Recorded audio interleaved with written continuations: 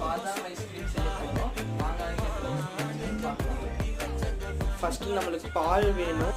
அதுக்கப்புறம் பாதாம் மிக்ஸ் நீங்கள் என்ன கம்பெனி வேணும் வாங்கிக்கலாம், அந்த பவுடர் வாங்கிக்கோங்க. நாங்கள் எம்டிஆர் தான் எடுத்துருக்கோம்.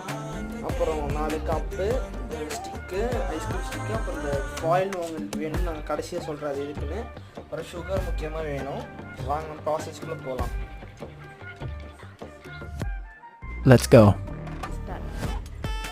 சுகர் கொஞ்சம் ஆட் பண்ணிக்கலாம் பாலுக்காக.